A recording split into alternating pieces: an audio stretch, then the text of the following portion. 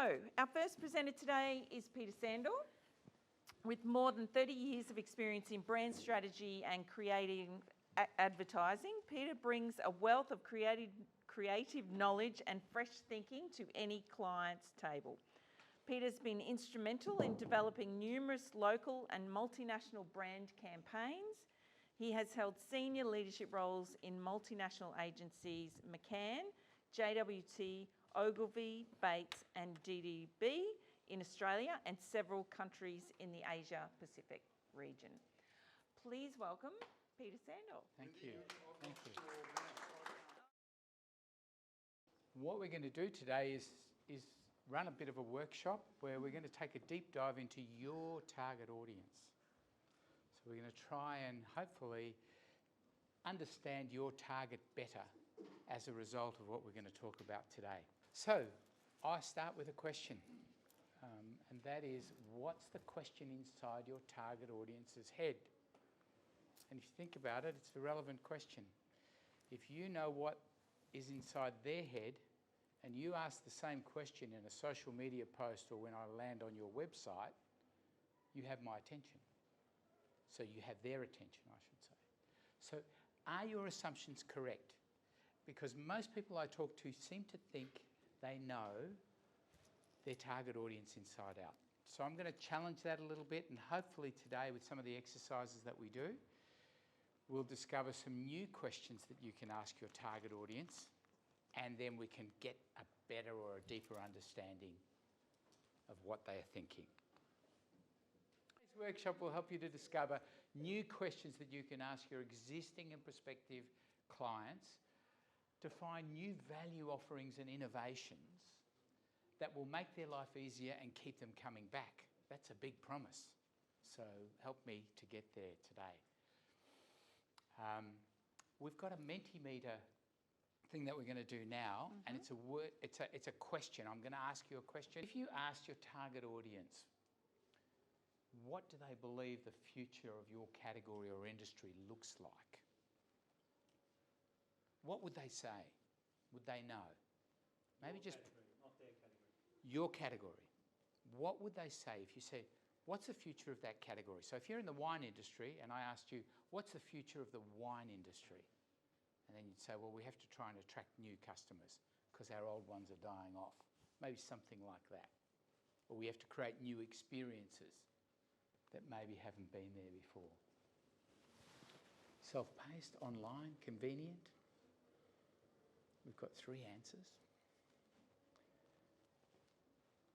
Emerging.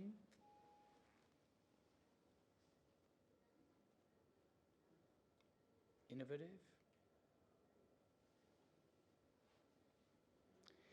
It's an interesting question when you start a conversation with someone that you ask about the future. What's the future of the business? And it can be quite compelling. But it should give you a clue as to what they're thinking or what's in their head, if this is what they're really answering. We'll discover today whether or not these are real. Has everyone had a go?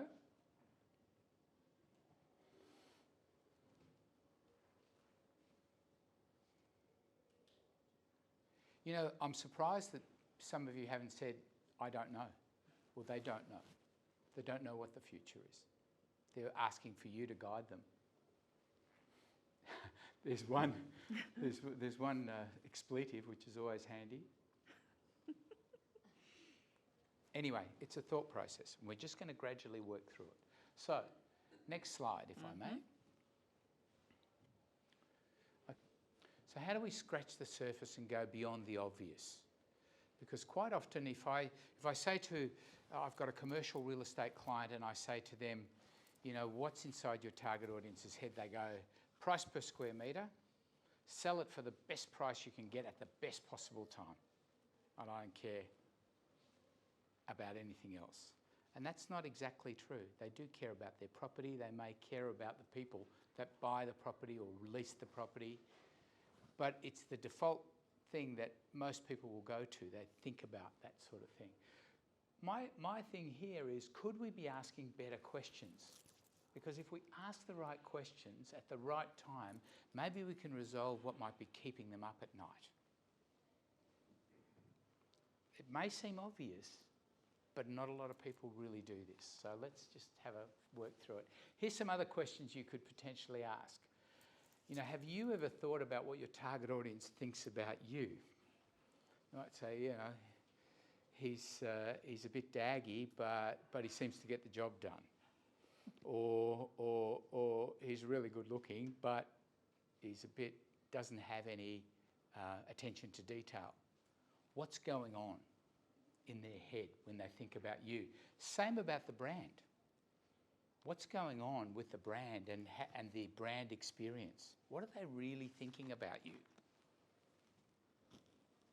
So how well do you know your customers' pain points, really? And have you asked them recently? Because to the gentleman at the front here who said they're changing all the time, it's really, really important. And if you think about questions, it's really important that you ask questions, particularly when you're on social media or when you're on your website. And I'll get to that. But because we live in such a distracted world, if you don't capture them with a question that stops them in their tracks, you probably won't get them, because we live in a 3-second world. Anyway, let's go to the next slide. I've got to keep pointing this way. It may seem obvious, but empathy is the key to innovation. If you're actually listening to what's going on in their world or what might be stopping them, so they may have a pain point or an issue with an industry that they're working in, and they may say, well, that's par for the course. I just accept that as the way forward. If you can convert that into something, if you can say, hey, I'm listening to you and I've changed the way we operate, then maybe there's an opportunity for you to create a new paradigm or a new innovation that you bring to the market or some new value that they haven't seen before. So it's something to think about. Can you create a leap in value by knowing what your customers are asking themselves? And we're about to do an exercise to kind of check that out. So it's a group exercise. So just in pairs or in threes, can you just talk a little bit about some of these things?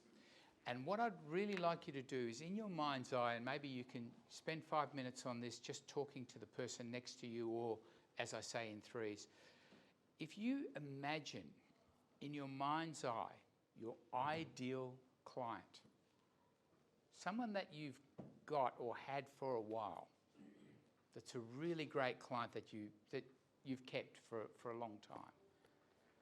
What were they like when you first met them? What was in their head?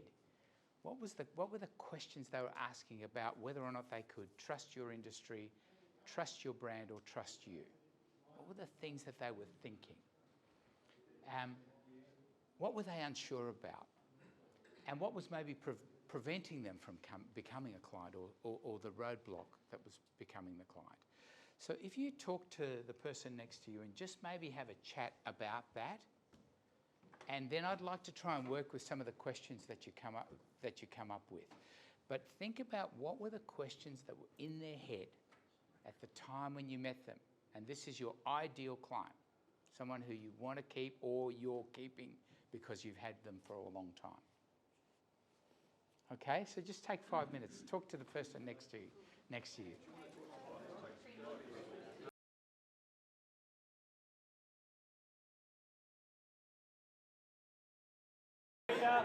Hello. Back again. So how was that? Does anybody want to share a question or two that maybe came up? Anywhere you like? Yes. We had a couple of, I think from our perspective, I cheekishly summed it up in one word, why. It was like, why, to each of those questions. Why? Yes. Why would I do that? And then why would I have to do that? Both with you and generically. And we're a membership organisation. Yes, so, yes. It's probably even more, it's even less tangible than it is for some products and services that we sell. Yes, So why yes. is very prevalent for us? So So the why question is in your target audience's head, saying to themselves, why should I join Nika? Okay. The other half of the conversation was the how. Yes, So, Tom. Our client, we do digital communications, our client was, well, we have all these stories to tell. How do we tell them? Yes. And this is about telling stories, absolutely. And we'll get to that, which is really, really good. Any other questions? Any other thoughts? Yes, go, please. Ours were around trust and being able to prove that you can deliver what you say you can deliver and solve the problems that they're coming to you with. Yeah, that's interesting. And it's a claim that everybody makes. So what happens is you end up in a sea of sameness when everyone says, oh, we can do this, we can do that. So it's almost better to ask a question sometimes. Because when you land on a website, you see, oh, here's our awards. This is our latest conquests.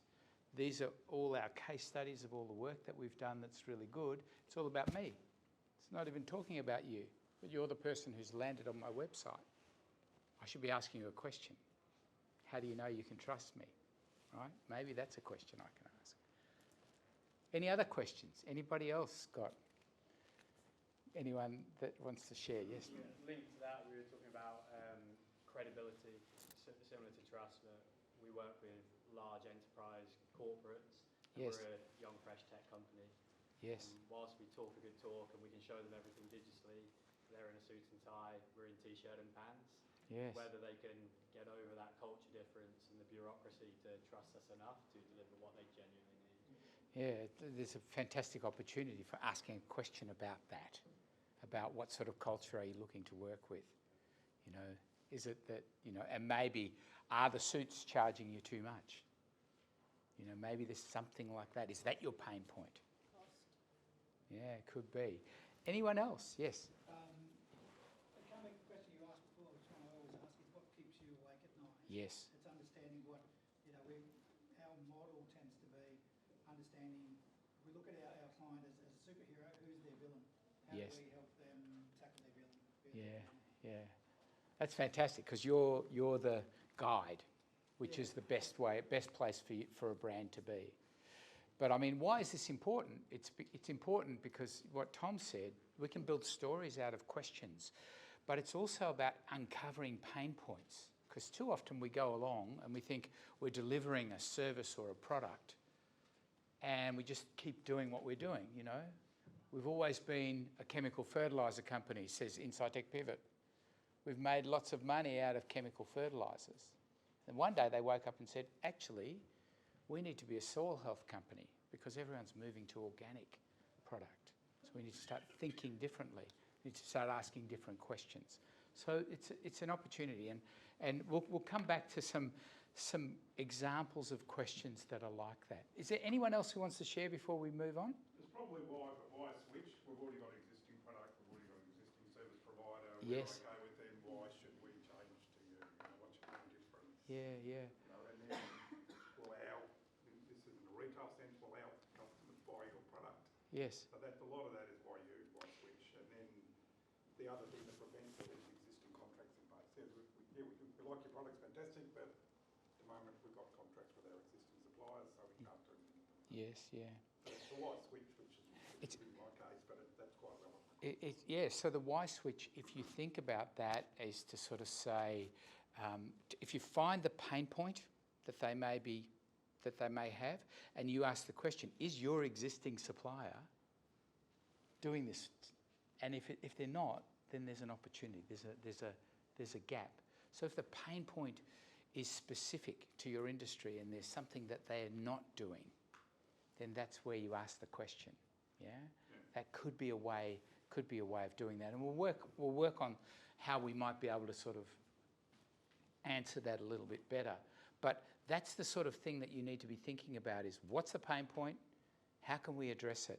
Can we address it with a question so that when they land on your website, you can say, is your supplier doing this? Or are you getting this? Or, when this happens, are you feeling like this? Then maybe there's an opportunity to kind of bring them into the fold that says that you're listening to them. So, Here, right, got it, I think. No. Oh, Wendy, maybe push the button for me. Okay. Yeah.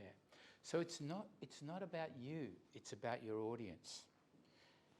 And if you think about it, 99% of the websites that you land on and 99% of the social media posts that you see on the internet are all about you, not about them. So when you post something, you go, here's what we just did. Isn't this fantastic? And then, but the audience is saying, yeah, well, that's not me. I've got a different problem. So if you can find out what's in their head, what's the question that they have in their head, can you bring that to the fore as a discussion point? So, again, yes, the old saying, are you interested or are you interesting? And the example that I use, if I start telling you about my process, I've lost you. You're bored, you're not interested. But if I'm interested in what's going on in your world, then immediately the whole dynamic changes. So ask questions. So let's try this again. So what we're really looking for is a problem that's painful enough to make them take action. Is there a problem that they've just fed up with? And can you make them take action? I'm hoping that there's something bubbling in your head in terms of what that might be.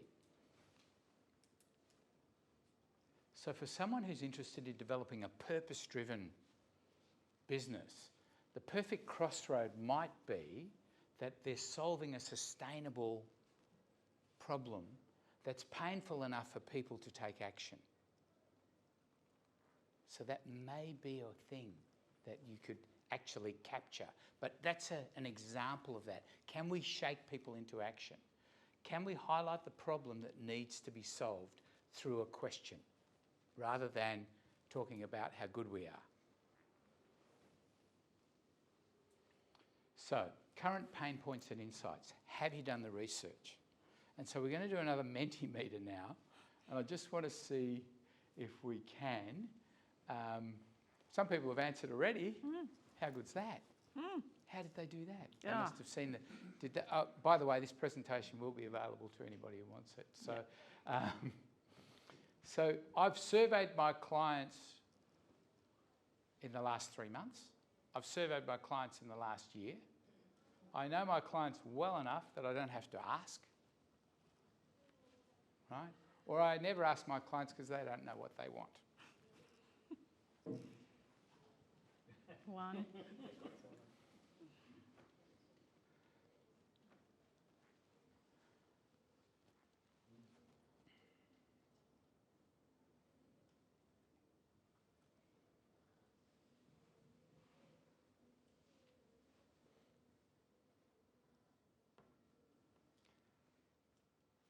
Still going. It's interesting that there's quite a bit of current research, which is great. And possibly, you know, just the changing environment that we're living in is driving that. But it's really important to talk to your clients on a regular basis, and that's obvious, right? Everyone goes, okay, of course I talk to my clients and I know what my clients want.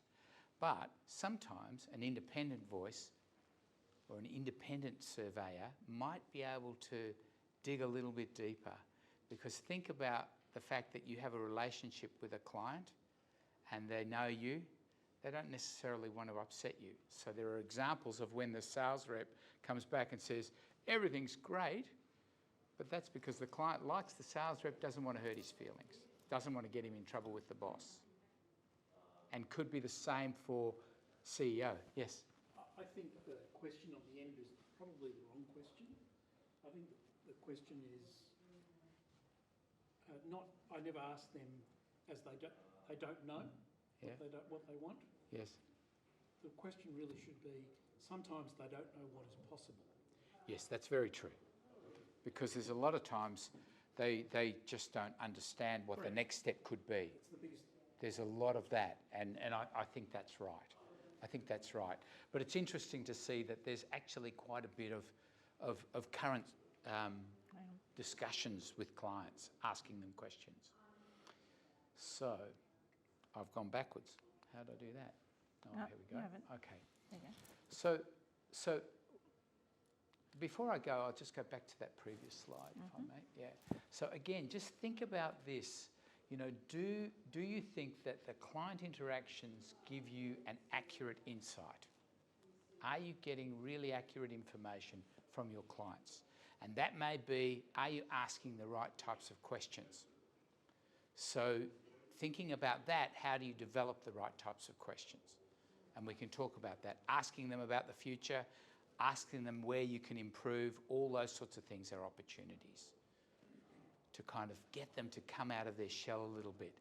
And you know, we do a bit of research and we ask our clients, customers, how could the brand experience be improved? And most of the time they say, oh, they're really great guys, we love them, they do a great job, blah, blah, blah.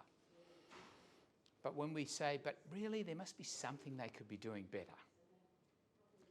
And then maybe the third time we ask that same question, they start to go, oh, well, actually, this one time, this went wrong.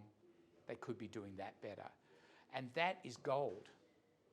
Once we know that, then we can go back and say, we have an insight here. Something went wrong, and we can do something about it.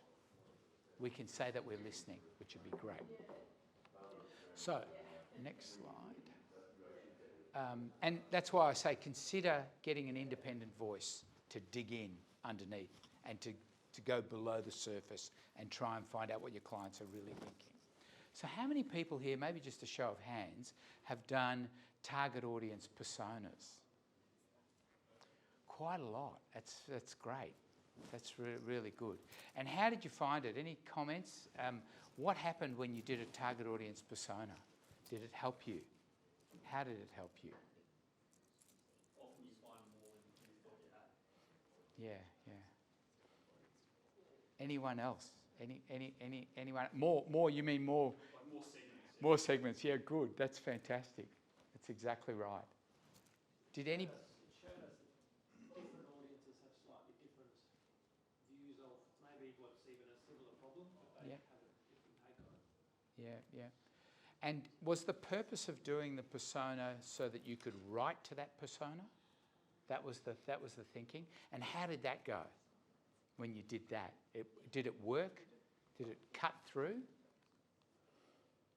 Yeah, it was different messages because there were maybe a different Yeah. or Yeah. different decision makers you're talking to. Yeah. And if you think there's 60 billion messages every day on the internet, and most of the time it's people making a claim saying, we did this, we're great at this, we can do that, rather than maybe saying, what's going wrong in your world?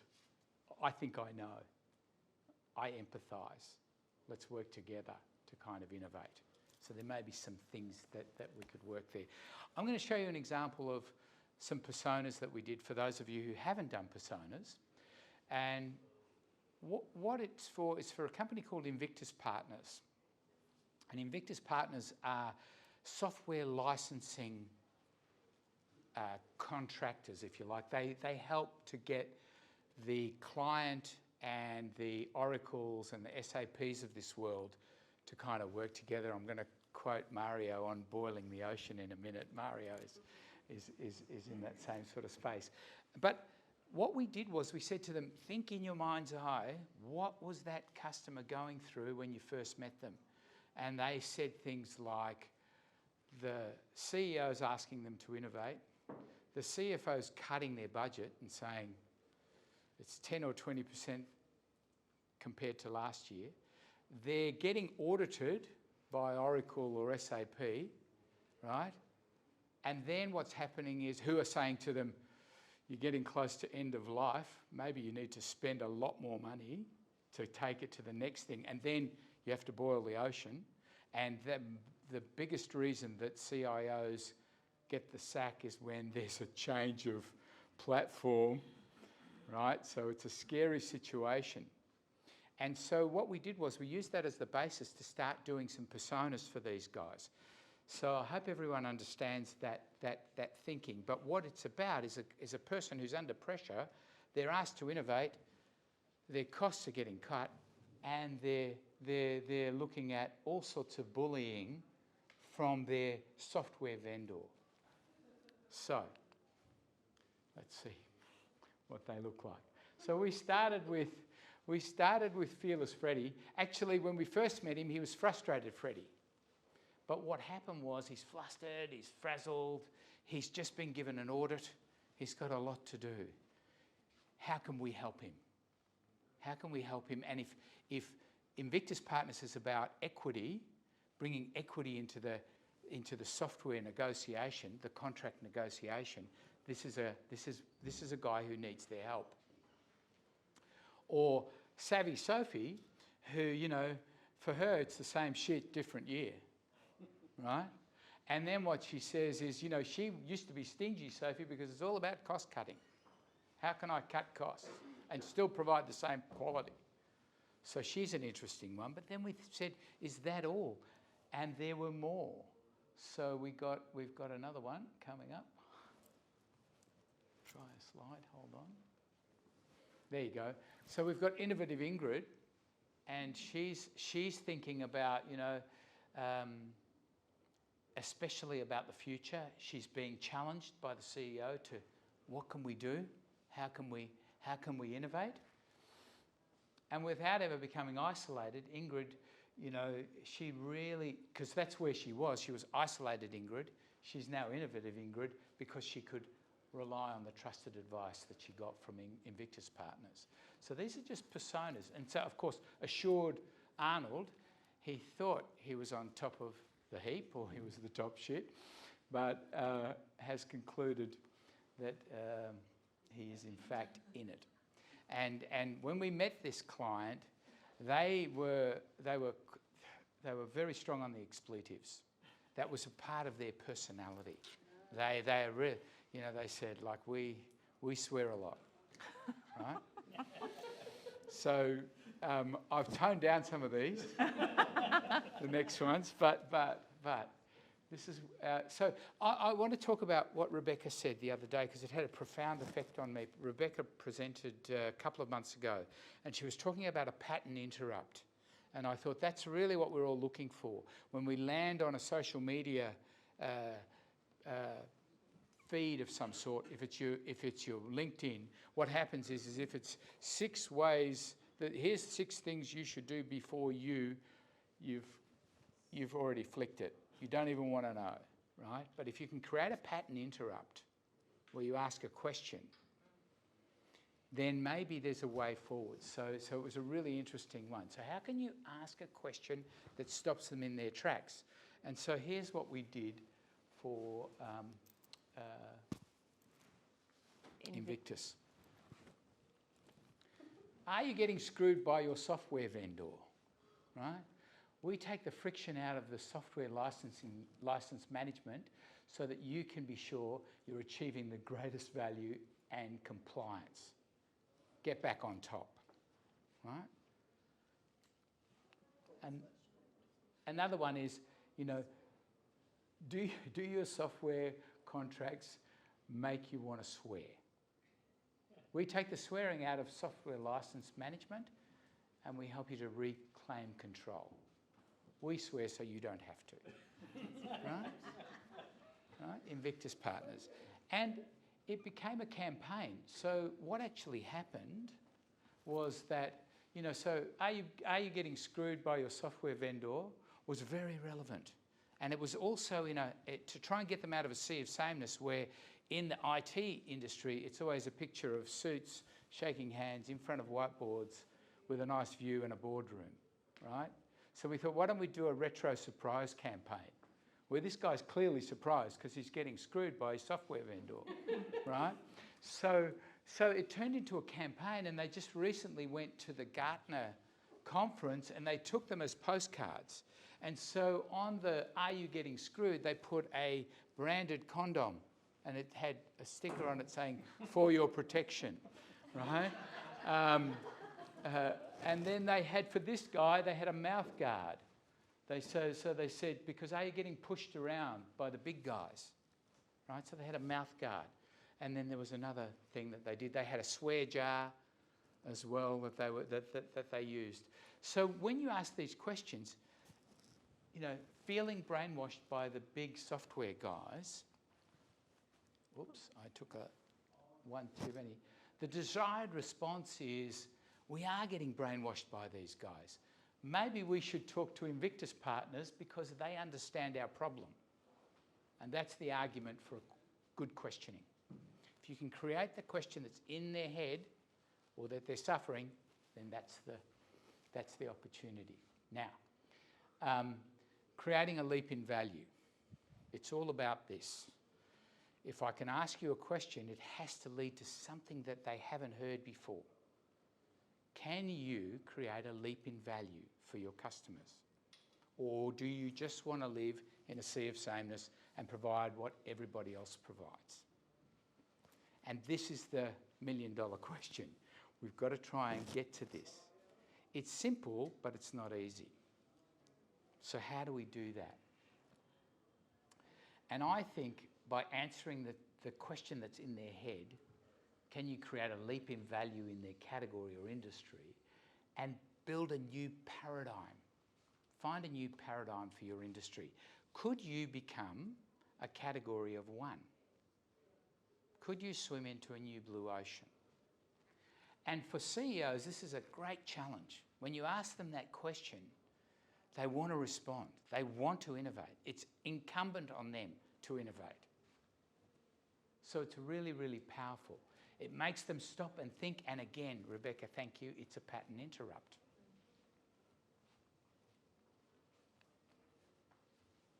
So next steps. What are you going to do with this? It's a nice presentation. See you later. Let's do a bit more than that. Can we take a leap? And I'm asking you, can you create a culture of people who ask better questions of their customers? Or you do it yourself if you're a small business and you're on your own. Think about the questions that you could ask to find out more. Uncover the pain points and then ask questions about those pain points. And then maybe you can capture new audiences because you're listening and you look and feel different. And so we do that as much as possible. I can give you a couple of examples if you wish. I just want to go, I think I've got another slide here. How are you?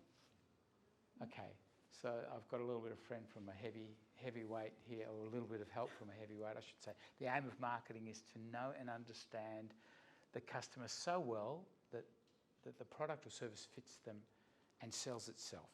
So if you've asked all the right questions, you don't have to say any more. Phil Krasnerstein is not here, but I had an Ask the Expert session with him once, and we started our half an hour, and I asked him one question, and he spoke for the whole time, and I didn't say another thing. And at the end of it, he said to me, "I think we should work together." It's fantastic. One question. And I asked him, "What's the most important thing that you do?" And he spoke for half an hour on it. And I said, "What I'd like to try and do is get that into 25 words or less." Yeah? So anyway. So if you ask them a question that's in their head, you have their attention. And that's really the message that I want to purvey here today. So, last thing, be brave, be fearless. Ask really fearless questions if you can. Okay? Does anyone have any questions? We've still got about 5 minutes, right? Any questions or thoughts? No questions after all that. Oh my God. Thanks, Peter. It's great. Peter has helped me Yeah. get these questions right for my business, and it's made such a big difference. I've retained Peter to help me grow my little coaching business, and he's been absolutely amazing. So with this, and we have a regular catch up on things, and we've completely transformed the way we think about the coaching business that I run, and it's been magnificent. That's great. It's great. And it's really interesting because I was having a discussion with Richard and I said to him, well, you know, once Spring Racing Carnival starts, Melbourne kind of grinds to a halt. Everyone's thinking Christmas parties and it's done. It's a done deal. And he said, no, it's the opposite. It's the opposite in our business. And so we worked together and we formulated a question that said, did you know that the Spring Racing Carnival kicks off executive search season? That's when companies start looking for their next. And another question that he had, which is really great, is which we could ask around November, which is because what did you say? The 19th of December is the best day to resign. That's the best day to resign. So we said, okay, maybe in November what we do is we ask, do you still want to be in the same job next year? Right, so if you get that as a question, will you read on?